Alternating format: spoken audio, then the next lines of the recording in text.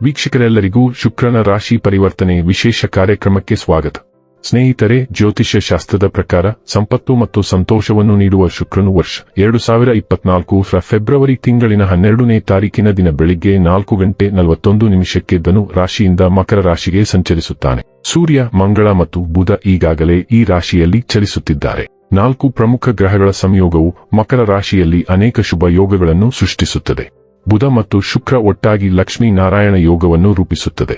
ಇದು ಫೆಬ್ರವರಿ 12ರಿಂದ ಕೆಲವು ರಾಶಿ ಚಿಹ್ನೆಗಳಿಗೆ ಉತ್ತಮ ದಿನಗಳ ಆರಂಭವನ್ನು ಸೂಚಿಸುತ್ತದೆ.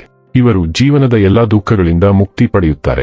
ಸೌಂದರ್ಯ, ಸಂಬಂಧಗಳು, ಪ್ರೀತಿ, ಇಂದ್ರಿಯತೆ, ಮದುವೆ ಮತ್ತು ಪಾಲುದಾರಿಕೆಯನ್ನು ಆಳುವ ಗ್ರಹ ಎಂದು ಕರೆಯಲ್ಪಡುವ ಶುಕ್ರವು ನಮ್ಮ ಜೀವನದ ವಿವಿಧ ಅಂಶಗಳಲ್ಲಿ ಪ್ರಮುಖ ಪಾತ್ರವನ್ನು ವಹಿಸುತ್ತದೆ. ಗ್ರಹವು ಮಕರ ಸಂಕ್ರಾಂತಿಯ ಜವಾಬ್ದಾರಿಯುತ ಮತ್ತು ಶಿಸ್ತಿನ ಚಿಹ್ನೆಯಾಗಿ ಪರಿವರ್ತನೆಗೊಳ್ಳುತ್ತಿದ್ದಂತೆ ಶನಿಯೊಂದಿಗಿನ ಸಾಮರಸ್ಯದ ಪರಸ್ಪರ ಕ್ರಿಯೆಯು ಆರ್ಥಿಕ ಲಾಭಗಳು ಮತ್ತು ಪ್ರಣಯ ಯಶಸ್ಸನ್ನು ಮುನ್ಸೂಚಿಸುತ್ತದೆ. ವೈದಿಕ ಜ್ಯೋತಿಷ್ಯದ ಪ್ರಕಾರ ಶುಕ್ರವು ಸೃಜನಶೀಲತೆ, ಮನರಂಜನೆ, ಮಕ್ಕಳು ಮತ್ತು ಮಕರ ರಾಶಿಯ 10ನೇ ಮನೆ, ಖ್ಯಾತಿ, ವೃತ್ತಿ, ಬೆಳವಣಿಗೆ, ಕೆಲಸ, ಮುಂಭಾಗ ಮತ್ತು ಸ್ಥಾನಮಾನವನ್ನು ಆಳುವ 5ನೇ ಮನೆಯ ಸಂಕೇತವಾಗಿದೆ. ಮಕರ ಸಂಕ್ರಾಂತಿಯಲ್ಲಿ ಶುಕ್ರನ ಸಂಚಾರವು ಪ್ರೀತಿ ಮತ್ತು ಸಂಬಂಧಕ್ಕೆ ನಂಬಲಾಗದ ಸಮಯವಾಗಿರುತ್ತದೆ, ಏಕೆಂದರೆ ನಿಮ್ಮ ವೈವಾಹಿಕ ಜೀವನದಲ್ಲಿ ವಿಳಂಬ ಸಮಸ್ಯೆಗಳು ಪರಿಹರಿಸಲ್ಪಡುತ್ತವೆ. ಸಂಬಂಧಗಳಲ್ಲಿ ವೃತ್ತಿ ಮತ್ತು ಸಾಮಾಜಿಕ ಸ್ಥಾನಮಾನದ ಮೇಲೆ ಹೆಚ್ಚಿನ ಗಮನವನ್ನು ಹೊಂದಿರಬಹುದು. ಹಂಚಿಕೆಯ ಗುರಿಗಳ ಕಡೆಗೆ ಕೆಲಸ ಮಾಡುವ ಮತ್ತು ಸ್ಥಿರ ಭವಿಷ್ಯವನ್ನು ನಿರ್ಮಿಸುವ ವ್ಯಕ್ತಿಗಳು ಹೆಚ್ಚು ಮಹತ್ವಾಕಾಂಕ್ಷೆ ಇರಬಹುದು. ಶುಕ್ರನು ಉಳಿತಾಯ, ಹೂಡಿಕೆ ಮತ್ತು ಭವಿಷ್ಯಕ್ಕಾಗಿ ಯೋಚಿಸಲು ಹೆಚ್ಚು ಒಲವು ತೋರಬಹುದು. ಮಕರ ಸಂಕ್ರಾಂತಿ ಸಾಮಾನ್ಯವಾಗಿ ಪ್ರಾಯೋಗಿಕತೆಯೊಂದಿಗೆ ಸಂಬಂಧ ಹೊಂದಿದ್ದರೂ ಶುಕ್ರವು ಸೌಂದರ್ಯಕ್ಕಾಗಿ ಮೆಚ್ಚುಗೆಯನ್ನು ತರುತ್ತದೆ.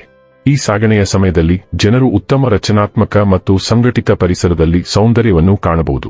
ಗಂಭೀರ ಬದ್ಧತೆಗಳು ಮತ್ತು ದೀರ್ಘಾವಧಿಯ ಸಂಬಂಧಗಳಿಗೆ ಈ ಸಾಗಣೆಯು ಅನುಕೂಲಕರವಾಗಿರುತ್ತದೆ. ವ್ಯಕ್ತಿಗಳು ತಮ್ಮ ಪ್ರೀತಿಯ ಜೀವನದಲ್ಲಿ ಸ್ಥಿರತೆ ಮತ್ತು ಬದ್ಧತೆಯನ್ನು ಗೌರವಿಸುವ ಸಮಯ ಇದು. ಆದ್ದರಿಂದ ಉದ್ಯೋಗ, ಆಧ್ಯಾತ್ಮಿಕ ಪ್ರಗತಿ ಮತ್ತು ಉತ್ತಮ ಆದಾಯಕ್ಕೆ ಸಂಬಂಧಿಸಿದಂತೆ ಅನುಕೂಲಕರ ಫಲಿತಾಂಶ ಇರುತ್ತದೆ. ಶುಕ್ರ ಸಂಕ್ರಮಣವು ಉನ್ನತ ಜ್ಞಾನ, ಭಾವನಾತ್ಮಕ ಬುದ್ಧಿವಂತಿಕೆ ಮತ್ತು ಸಂಬಂಧಗಳಲ್ಲಿ ಯಶಸ್ಸಿಗೆ ಮೌಲ್ಯವನ್ನು ಪಡೆಯುವ ಅವಧಿಯಾಗಿರಬಹುದು ಮತ್ತು ಸಂತೋಷ ಮತ್ತು ಸಮೃದ್ಧಿಗಾಗಿ ಪ್ರಯತ್ನಗಳನ್ನು ಮಾಡಲಾಗುತ್ತದೆ. ಮಕರ ಸಂಕ್ರಾಂತಿಯಲ್ಲಿ ಶುಕ್ರ ಮತ್ತು ಮಂಗಳದ ಸಂಯೋಗವು ಜ್ಯೋತಿಷ್ಯ ಶಾಸ್ತ್ರದ ದೃಷ್ಟಿಯಿಂದ ಮಹತ್ವದ ಘಟನೆಯಾಗಿರಬಹುದು, ಏಕೆಂದರೆ ಶುಕ್ರ ಮತ್ತು ಮಂಗಳ ಎರಡೂ ಶಕ್ತಿಗಳು ಸಂಬಂಧಗಳು, ಸೃಜನಶೀಲತೆ ಮತ್ತು ವೈಯಕ್ತಿಕ ಚಾಲನೆಯ ಮೇಲೆ ಪ್ರಭಾವ ಬೀರುತ್ತವೆ. ಜ್ಯೋತಿಷ್ಯದಲ್ಲಿ ಶುಕ್ರ ಬಲವಾದ ಶುಕ್ರವು ಜೀವನದಲ್ಲಿ ಎಲ್ಲಾ ಅಗತ್ಯ ತೃಪ್ತಿ, ಉತ್ತಮ ಆರೋಗ್ಯ ಮತ್ತು ಬಲವಾದ ಮನಸ್ಸನ್ನು ಒದಗಿಸುತ್ತದೆ. ಬಲವಾದ ಶುಕ್ರವು ಸ್ಥಳೀಯರಿಗೆ ಸಂತೋಷ ಮತ್ತು ಸಂತೋಷವನ್ನು ಪಡೆಯುವಲ್ಲಿ ಹೆಚ್ಚಿನ ಯಶಸ್ಸಿನೊಂದಿಗೆ ಎಲ್ಲಾ ಸಕಾರಾತ್ಮಕ ಫಲಿತಾಂಶಗಳನ್ನು ಒದಗಿಸಬಹುದು. ತಮ್ಮ ಜಾತಕದಲ್ಲಿ ಶುಕ್ರನ ಬಲವನ್ನು ಹೊಂದಿರುವ ಸ್ಥಳೀಯರು ತಮ್ಮನ್ನು ತಾವು ಆರಾಮದಾಯಕವಾಗಿಸಬಹುದು ಮತ್ತು ಸಂತೋಷದಿಂದ ಬದುಕಬಹುದು. ಸ್ಥಳೀಯರು ಹಣ ಸಂಪಾದಿಸುವುದರಲ್ಲಿ ಮತ್ತು ತಮ್ಮ ಸೌಕರ್ಯಗಳನ್ನು ಹೆಚ್ಚಿಸುವಲ್ಲಿ ಅತ್ಯಂತ ಪ್ರವರ್ಧಮಾನಕ್ಕೆ ಬರಬಹುದು. ವೈದಿಕ ಜ್ಯೋತಿಷ್ಯದಲ್ಲಿ ಗುರುವಿನ ನಂತರ ಶುಕ್ರವನ್ನು 2ನೇ ಅತ್ಯಂತ ಮಂಗಳಕರ ಗ್ರಹವೆಂದು ಪರಿಗಣಿಸಲಾಗಿದೆ. ಈ ಗ್ರಹವು ವಿಶ್ವದಲ್ಲಿ ವಾಸಿಸುವ ಎಲ್ಲಾ ಜೀವಿಗಳಿಗೆ ಯಾವಾಗಲೂ ದಯೆ ತೋರುವುದು ಎಂದು ನಂಬಲಾಗಿದೆ. ನವಗ್ರಹಗಳಲ್ಲಿ ಒಂದಾದ ಶುಕ್ರನನ್ನು ಅದೃಷ್ಟದ ಗ್ರಹ ಕರೆಯಲಾಗುತ್ತದೆ. ಜನ್ಮ ಕುಂಡಲಿಯಲ್ಲಿನ ಪ್ರೇಮ ಸಂಬಂಧಗಳ ಲೆಕ್ಕಾಚಾರ ಮಾಡುವಾಗ ಈ ಗ್ರಹವನ್ನು ಪರಿಗಣನೆಗೆ ತೆಗೆದುಕೊಳ್ಳಲಾಗುವುದು. ಆದ್ದರಿಂದ ಶುಕ್ರ ಸಂಚಾರ ಜ್ಯೋತಿಷ್ಯದಲ್ಲಿ ಪ್ರಾಮುಖ್ಯತೆ ಪಡೆದಿದೆ. ಶುಕ್ರವು ಆನಂದ ಮತ್ತು ಸೌಂದರ್ಯದ ಆಕರ್ಷಣೀಯ ಗ್ರಹವಾಗಿದೆ. ಶುಕ್ರ ಗ್ರಹವು ವೃಷಭ ಮತ್ತು ತುಲಾ ರಾಶಿಗಳ ಅಧಿಪತಿಯಾಗಿದೆ. ಕಾಲಪುರುಷ ಕುಂಡಲಿಯ ಪ್ರಕಾರ ಈ ಮನೆಯು ನಮ್ಮ ಜೀವನದಲ್ಲಿ ಮದುವೆ, ಜೀವನ ಸಂಗಾತಿ ಇತ್ಯಾದಿಗಳನ್ನು ಪ್ರತಿನಿಧಿಸುತ್ತದೆ. ಆದ್ದರಿಂದ ಈ ಭಾಗಗಳಿಗೆ ಹೆಚ್ಚಿನ ಪ್ರಾಮುಖ್ಯತೆಯನ್ನು ನೀಡಲಾಗುತ್ತದೆ, ವಿಶೇಷವಾಗಿ ಜೀವನದ ಇತರ ಸಂಗತಿಗಳಿಗಿಂತ ಹೆಚ್ಚಾಗಿ ಅವುಗಳನ್ನು ವ್ಯಕ್ತಿಯ ಭೌತಿಕ ಸಂತೋಷಗಳಿಗೆ ಸಂಬಂಧಿಸಿದೆ ಎಂದು ಪರಿಗಣಿಸಬಹುದು. ಹಾಗಾದರೆ ಬನ್ನಿ, ಇಲ್ಲಿ ಶುಕ್ರನ ಮಕರ ರಾಶಿಯಲ್ಲಿ ಈ ಗೋಚಾರ ಇಲ್ಲಿ ಪ್ರತ್ಯೇಕವಾಗಿ ವೃಷಭ ರಾಶಿಯ ಜಾತಕದ ಪಾಲಿಗೆ ಹೇಗೆ ಸಾಬೀತಾಗಲಿದೆ, ಯಾವೆಲ್ಲ ಫಲಗಳು ಇಲ್ಲಿ ನಿಮಗೆ ಲಭಿಸಲಿವೆ ಮತ್ತು ಯಾವ ವಿಷಯವಾಗಿ ಇಲ್ಲಿ ನೀವು ವಿಶೇಷ ಎಚ್ಚರಿಕೆ ಹೊಂದಿರಬೇಕು ಅನ್ನೋದನ್ನ ನೋಡೋಣ. ವಿಡಿಯೋ ಪ್ರಾರಂಭಿಸುವುದಕ್ಕೂ ಮುನ್ನ ಎಂದಿನಂತೆ ನಮ್ಮ ವಿನಂತಿ ಎಂದರೆ, ನೀವಿನ್ನೂ ನಮ್ಮ ಚಾನೆಲ್ ಅನ್ನ ಸಬ್ಸ್ಕ್ರೈಬ್ ಮಾಡಿಲ್ಲವೆಂದರೆ ದಯವಿಟ್ಟು ಈಗಲೇ ನಮ್ಮ ಚಾನೆಲ್ ಅನ್ನ ಸಬ್ಸ್ಕ್ರೈಬ್ ಮಾಡಿ. ಹಾಗೆ ನಿರಂತರ ವಿಡಿಯೋ ಅಪ್ಡೇಟ್ಸ್ಗಳಿಗಾಗಿ ತಪ್ಪದೇ ಪಕ್ಕದ ಬೆಲ್ ಐಕಾನ್ ಬಟನ್ ಕೂಡ ಕ್ಲಿಕ್ ಮಾಡಿ. ಸ್ನೇಹಿತರೆ, ವೃಷಭ ರಾಶಿಯವರಿಗೆ ಶುಕ್ರನು ವ್ಯಕ್ತಿತ್ವ, ಸಾಲ, ರೋಗಗಳು ಮತ್ತು ಶತ್ರುಗಳ 1 ಮತ್ತು 6ನೇ ಮನೆಯ ಅಧಿಪತಿ.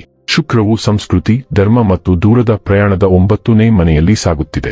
ಮಕರ ರಾಶಿಯಲ್ಲಿನ ಈ ಶುಕ್ರ ಸಂಕ್ರಮವು ಆಧ್ಯಾತ್ಮಿಕತೆಯ ಕಡೆಗೆ ಹೆಚ್ಚಿನ ಒಲವನ್ನು ತೋರಿಸುತ್ತದೆ. ಔದ್ಯೋಗಿಕವಾಗಿ ಈ ಅವಧಿಯು ವೃತ್ತಿ ಪ್ರಗತಿ ಮತ್ತು ವೃತ್ತಿಪರ ಸಾಧನೆಗೆ ಅನುಕೂಲಕರವಾಗಿದೆ. ಮಕರ ಸಂಕ್ರಾಂತಿಯ ಶಿಸ್ತಿನ ಮತ್ತು ಮಹತ್ವಾಕಾಂಕ್ಷೆಯ ಶಕ್ತಿಯು ತಮ್ಮ ವೃತ್ತಿಜೀವನದ ಗುರಿಗಳನ್ನು ಅನುಸರಿಸುವಲ್ಲಿ ಅಂಗಡಿಗಳನ್ನು ಬೆಂಬಲಿಸುತ್ತದೆ ಮತ್ತು ಸಮರ್ಥವಾಗಿ ಗುರುತಿಸುವಿಕೆ ಮತ್ತು ಯಶಸ್ಸಿಗೆ ಕಾರಣವಾಗುತ್ತದೆ.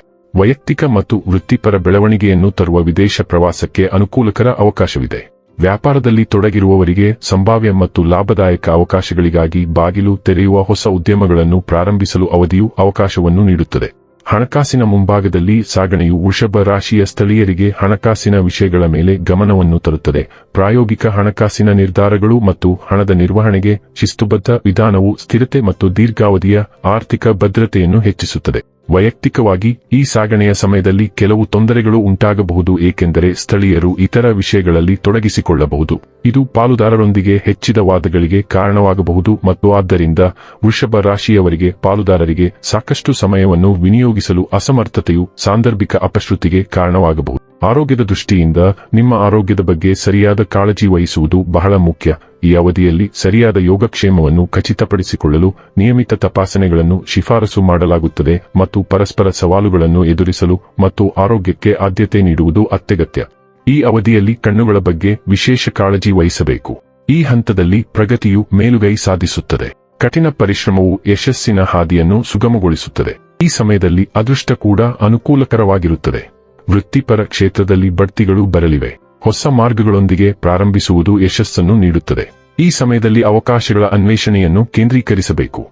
ಧಾರ್ಮಿಕ ಚಟುವಟಿಕೆಗಳು ಮತ್ತು ದತ್ತಿಗಳು ಸಹ ಕಾರ್ಡ್ಗಳಲ್ಲಿವೆ. ಇದು ನಿಮಗೆ ಆಂತರಿಕ ಶಾಂತಿಯನ್ನು ನೀಡುತ್ತದೆ. ಆಪ್ತರೊಂದಿಗೆ ಸಾಮೀಪ್ಯವಿರುತ್ತದೆ ಮತ್ತು ಈ ರೀತಿಯಲ್ಲಿ ವೃಷಭ ರಾಶಿಯವರ ಜೀವನದಲ್ಲಿ ಶಾಂತಿ ಮತ್ತು ಸಾಮರಸ್ಯಕ್ಕೆ ದಾರಿ ಮಾಡಿಕೊಡುತ್ತದೆ. ಈ ಸ್ಥಿತ್ಯಂತರದಲ್ಲಿ ಸ್ನೇಹವೂ ವೃದ್ಧಿಯಾಗುತ್ತದೆ. ಪ್ರವಾಸಗಳು ಮತ್ತು ಪ್ರಯಾಣಗಳು ವೃಷಭ ರಾಶಿಯ ಕಾರ್ಡುಗಳಲ್ಲಿವೆ. ವೃಷಭ ರಾಶಿಯವರಿಗೆ ಪ್ರವಾಸಕ್ಕೆ ಹೋಗುವುದು ಫಲಪ್ರದವಾಗುವುದು ಮತ್ತು ದೀರ್ಘಕಾಲದವರೆಗೆ ಪ್ರವಾಸಕ್ಕೆ ಹೋಗಲು ಯೋಜಿಸುತ್ತಿದ್ದ ಜನರು ಈ ಅವಧಿಯಲ್ಲಿ ತಮ್ಮ ಆಸೆಗಳನ್ನು ಪೂರೈಸುತ್ತಾರೆ. ಇನ್ನು ಕೊನೆಯದಾಗಿ ಈ ದಿನಗಳಂದು ಮಾಡಿಕೊಳ್ಳಬೇಕಾದ ಉಪಾಯಗಳ ಕುರಿತು ನೋಡುವುದಾದರೆ, ಶುಕ್ರವಾರದ ಉಪವಾಸವನ್ನು ಆಚರಿಸುವುದು ಪ್ರಯೋಜನಕಾರಿ ಎಂದು ಸಾಬೀತುಪಡಿಸುತ್ತದೆ. ವೀಕ್ಷಕರೇ, ಇದಾಗಿತ್ತು ವೃಷಭ ರಾಶಿಯ ಜಾತಕದವರ ಶುಕ್ರನ ರಾಶಿ ಪರಿವರ್ನತೆಯ ಮಾಹಿತಿ ಇಷ್ಟವಾದರೆ ವಿಡಿಯೋವನ್ನು ಲೈಕ್ ಮತ್ತು ಶೇರ್ ಮಾಡಿ. ಹಾಗೆ ಚಾನೆಲ್ ಸಬ್ಸ್ಕ್ರೈಬ್ ಮಾಡುವುದರ ಜೊತೆಗೆ ನಿರಂತರ ವಿಡಿಯೋ ಅಪ್ಡೇಟ್ಸ್ಗಳಿಗಾಗಿ ಪಕ್ಕದ ಬೆಲ್ ಐಕಾನ್ ಕ್ಲಿಕ್ ಮಾಡಿ.